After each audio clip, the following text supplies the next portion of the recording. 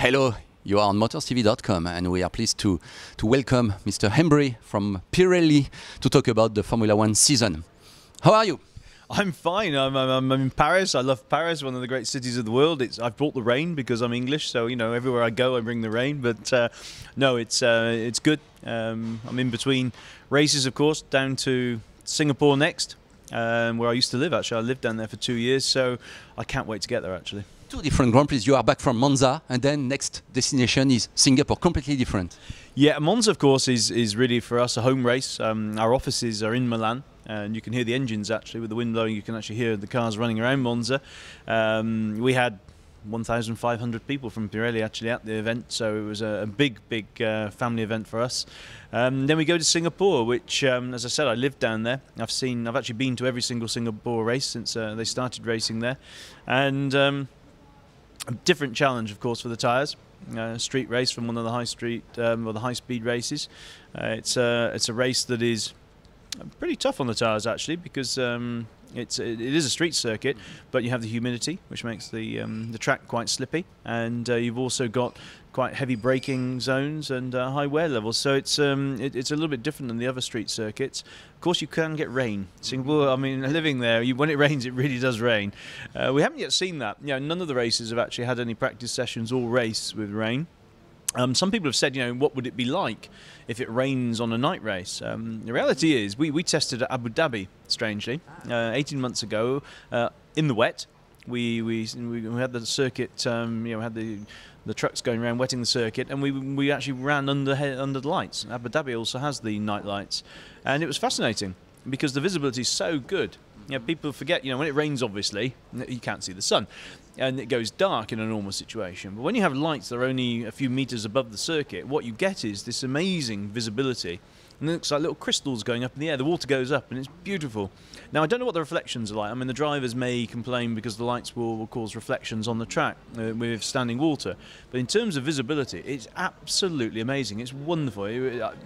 Part of me wants to see a little bit of rain, actually, in Singapore. You do remember that at the beginning of the season, some people started to say that maybe it was a kind of lottery, and because of the tires, probably. So what did you think at that time?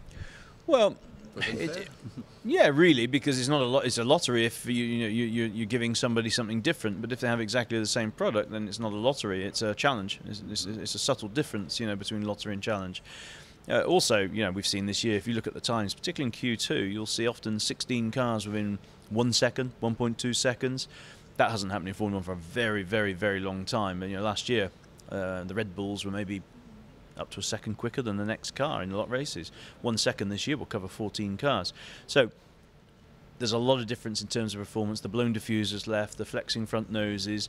So the cars are so much more competitive, which means that any small difference and change, be it drive error, drive error counts more now. You make an error as a driver and you can drop from first position down to 7th or 8th just by braking late for one corner. So if you can maximise the performance of the tyres, the effect is you can jump up through the field because there's only a second difference between so many cars. So the lottery comes around, I think, only from the point of view that the cars are so close together in terms of performance that any change you make, or any if you find a really good setup, or if you find the driver has a particularly good lap, actually has a huge impact on the actual overall positioning. So I think the other way to look at it is it's exciting.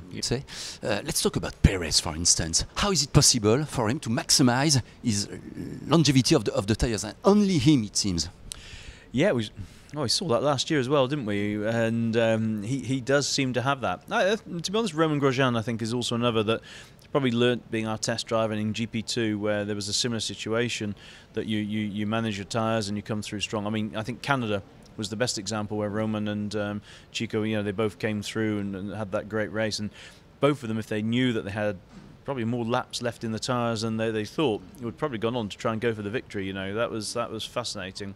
I think it's a little bit of driving, a little bit with thought, using the head a bit, and sometimes maybe timing your race. It's not all about the first 5 laps. It's often 55 up to 60 laps, and that could be Sergio's secret. I think so. I mean, Monza was a wonderful race from his point of view, and it's been some time. Funnily enough, before the race, I was saying I missed the Nigel Mansell years when Nigel used to come charging through the field, you know, and then Sergio goes and does it for me. You know, I owe him a bottle of wine for that, because it was wonderful to see somebody so much quicker than everybody else charging through the field. Took the two Ferraris, you know, as if they were standing still, and probably if the race had been another 4 laps longer, he might have had a go as well for Lewis. So that's what the fans want to see. Everyone wants to see a bit of fun like that, something unexpected. They took a different approach to the race, different strategy, which I have to say, Sauber, hats off to them, because over the last 18 months we've been in the sport, they've always done their own thing. You know, often in Formula One, people, I guess they try and follow what everybody else is doing. They try and cover their position. So if somebody pits, the top team pits, within a lap the next car's pitted as well. Sauber don't. They say, no, this is our race, this is how we're going to do it, and we're going to follow it. So I think a lot of credit needs to go to Sauber, the engineers at Sauber, because I've been so impressed with their approach, and they've been convinced about how to do it and what they're going to do, and they've followed it through. So my final question will be about your personal view of the Formula One world. Have you a favorite team to work with? And in your mind, do you know already who you would wish to become world champion? And well, no, well, all the teams are different, you know, and they all have their own personalities, and it's a pleasure working with all of them. And people always talk about the top teams, but it's actually wonderful to see some of the smaller teams who have limited resources, how much effort they put in and hard work to try and compensate for lack of resources. And those teams, you know, make it just as enjoyable as working with the famous top teams. So there's not really a favourite team, no. You know, they all have their own style and approach. Favourite maybe going forward for the season, I think Fernando Alonso has had an amazing season this year. I think everyone has seen maybe at the start of the year when the car wasn't as competitive as Ferrari would have liked, he got points and results that were unexpected, I think, from everybody's point of view. And he's driven so hard and so well throughout the season. So it looks like it's his to win this year.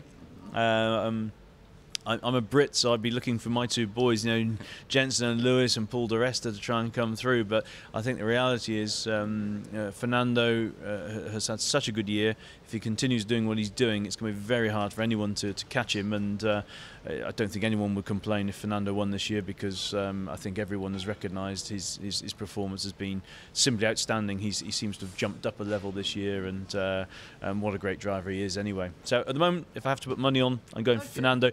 If you want to say, who do you really want? I'm a Brit. I want the boys from Britain. I want Jenson and Lewis, but I think it's going to be a tough one for them. Okay. Thank you for your honesty. Thank you for the conversation, Mr. Hembery. It was nice to talk to you. See you soon on MotorTV.com.